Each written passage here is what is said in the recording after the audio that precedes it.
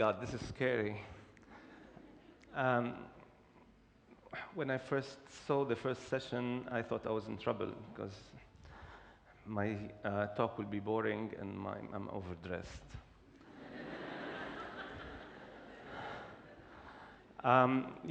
Most people know me as a TV junkie. I consume all kinds of television, the good, the bad, and the ugly, and I enjoy them. I see movies fast forward and I laugh at the jokes. I rewind all the time. My wife hates me. But yeah, I'm going to talk about education this time. And basically, one principal experiment that we had carried out in Dubai, and I think it will catch some success. My flight during my career really centers around two things: education and television. And I'm doing some research on television with Cambridge University. I just want to throw at you some numbers that I found enlightening. There are close to about 1,100 television stations in the Arab world, beaming across the Arab homes from Mauritania to Oman.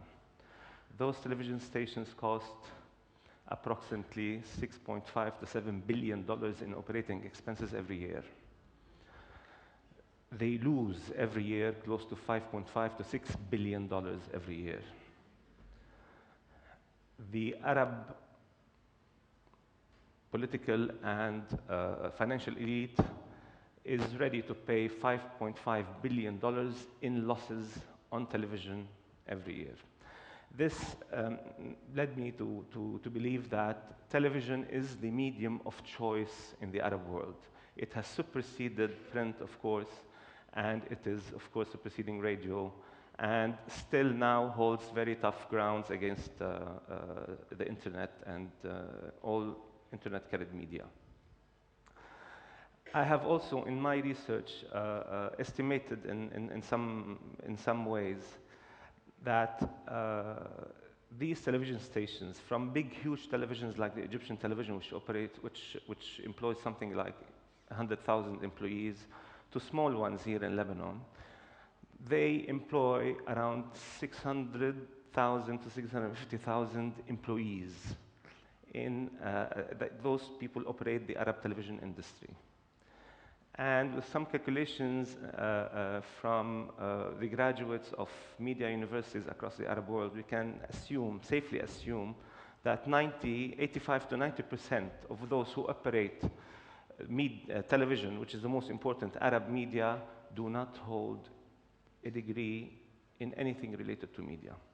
They come from different disciplines, which led us to the idea of, if we establish a communication school that concentrates on video, on television in particular, we will be graduating students who will find jobs and who will be successful in what they do, because there is an industry, the money is being put there, whether there is recession or no recession.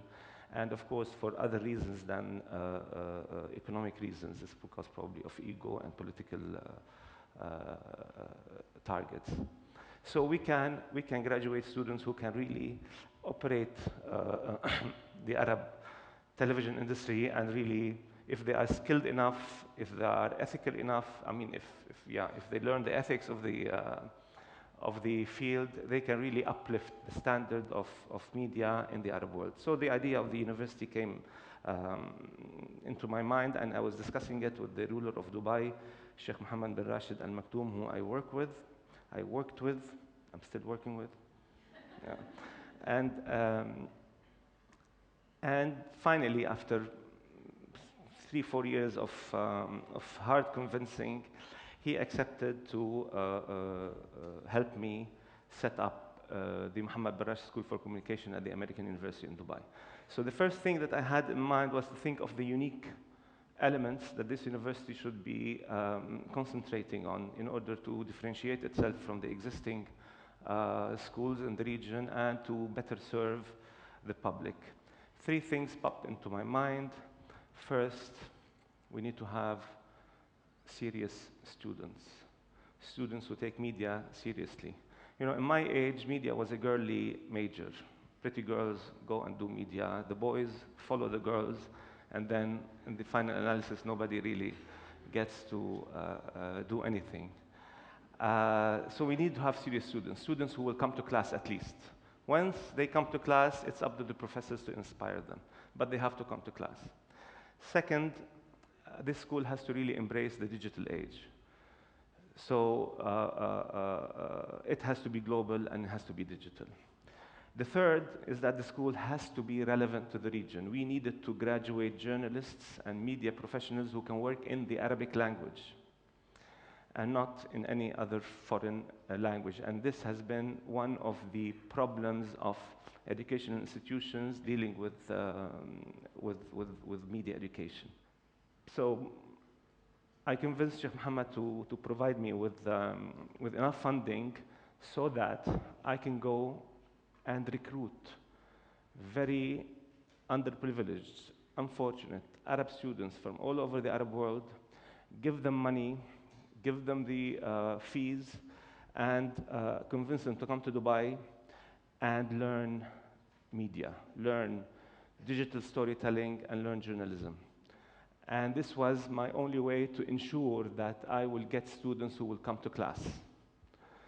They need to be hungry, they need to feel that this is their livelihood they are talking about, not spoiled brats coming with Ferraris and stuff like this. We have this all in the Gulf. The second thing is, of course, the Arabic language, the relevance of the program to the region. So that's why we adopted, in collaboration with the University of Southern California, a very up-to-date curriculum that concentrated on writing, and we taught all the writing courses in the Arabic language. We had two tracks, an English track and an Arabic track. The Arabs took the Arabic track. That's where the scholarships are. And this is, by the way, most of the students, 75% of the students of the school are on scholarship. And this is why we wanted to ensure serious students coming to class. The third thing, which is the most important thing, was how to really embrace the digital age. And my idea was, because of the boom of the television industry in the Arab world, video has to be a major component of the offering of the school. And I mean by video, having video becoming part of the lingua franca of this classroom and of the school itself, meaning that the students should be able to manipulate and transmit and receive video with no time, seamlessly. And three years ago, something like that, I don't know, when Hala came to Dubai with my sister and Salam, and I had the fortune to sit across a gentleman whose name is Salim Iddi, at that time was working with Cisco. And I was telling him about the venture, and I told him, you know, I'm about to ask the government to give me some internet capacity. And I need this capacity to help me have video as part of the conversation in the classroom. I need to have high internet capacity so that, you know, the students can receive and send videos without buffering, without any delay. How much capacity should I ask for? I figured I had at home a 2 megabyte capacity, so, you know, it might be 16 or 18. He told me, no, listen, wait, don't say anything. I will tell you tomorrow how much to ask for. The second day, Salim called me up and said, you know, don't ask for less than 100 megabits because you're going to need it. I didn't understand what that meant. I called up the chief operator of Do telecom company in Dubai, a friend of mine. His name is Osman Sultan. I told him, Osman, I need a 100 megabyte connection to the school. And he went berserk. What? 100 megabytes? Are you crazy? There's nothing we can do to offer you this. This is something that you are completely off track. You're mistaken. You don't need this much capacity. We cannot offer it anyway. Osman, Habibi, please listen to me. And he would not really listen. So I called up his boss, Ahmed bin Bayat, who's a friend of mine as well. You know, I work with the government, so these people usually, you know, they take my calls. Uh, so I told Ahmad, you know, Ahmad, I need this 100 megabytes thing from Du. Ahmad is the chairperson of Dubai Holding, which owns Du. So I told him, Ahmad, I need this 100 megabytes from Du, and you know, Usman is being reluctant about it. Probably it's costing too much. I don't know. You have to. He said, what, Ali? 100 megabytes? Do you want to swim in the internet? I told him, Ahmad, it's important. This is the concept of the school: digital, video, interactivity, lingua franca. It didn't register. He said, no, no, Ali, this is too much. You don't need it anyway. Go revise your plans and come back to me. So I called his boss, who's a friend of mine also. His name is Mohamad Girgawi, the Minister of Cabinet Affairs at the UAE government. And I told Mohamad, please, I want you to tell Ahmed, to tell Usman that I want 100 megabytes capacity. He said, what's that? I told him 100 megabytes. He said, yeah, send me an SMS.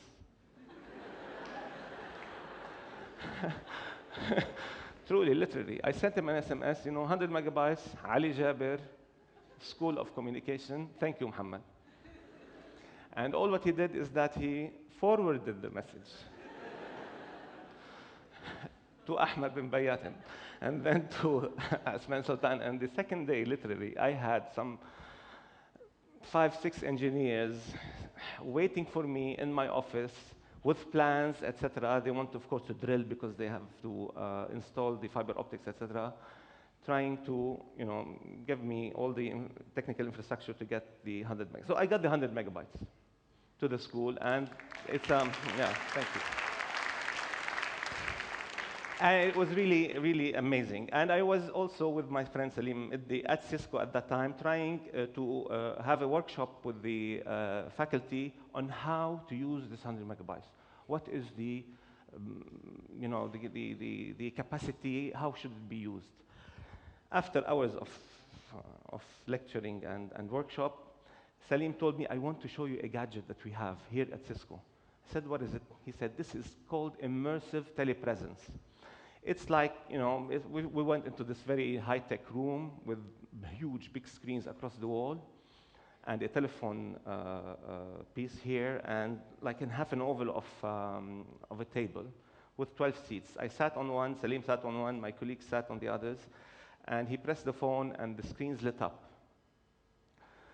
And then somebody on the screen, and it showed the mirror image of the room, the same configuration, the same colors, the same, you know, the half oval has become a complete oval.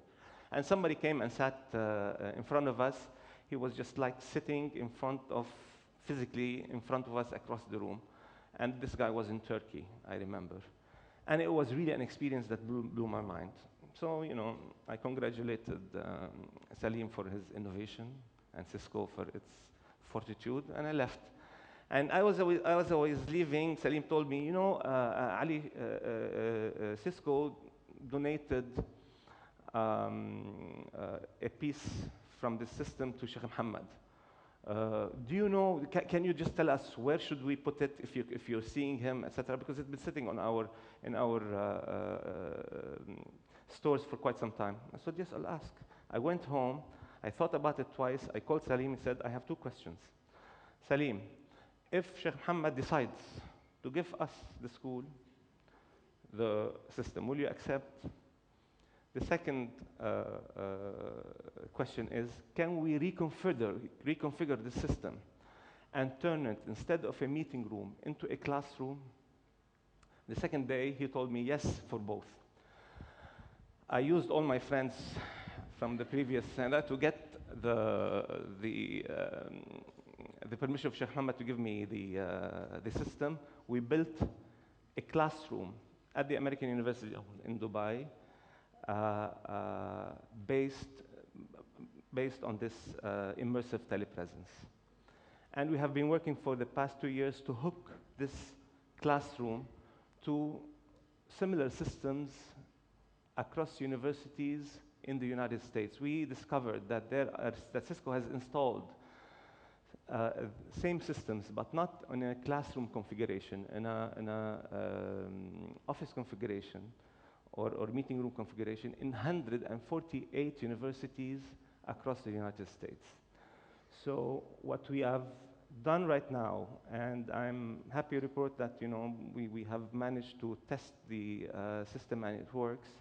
We are planning to have the first ever global classroom in the world, whereby 22 students of the most underprivileged in the Arab world, kids from Qamishli, from Salt, from Ar'ar, from Nabatiye, from Oman, everywhere, can really sit. Those people, those kids do not even dream of a visa to go anywhere outside their countries. Now they have the chance to sit in this classroom and get education, proper education, not a lecture here and there, not a TED soundbite, but a full course from the greatest minds in the world.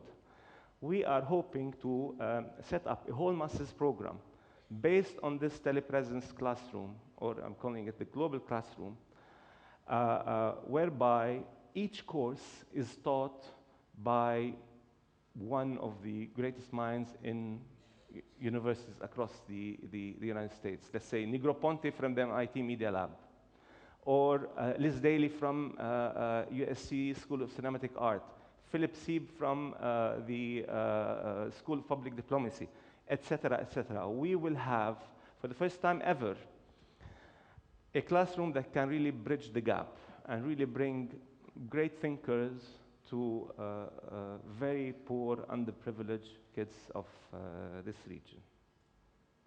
I will leave you now, but I want to leave you with a couple of thoughts. First, no, the word no, don't take it seriously. It doesn't mean anything. That's what I learned from this experience. The second thing, don't work with dicks. It's not worth it. Thank you.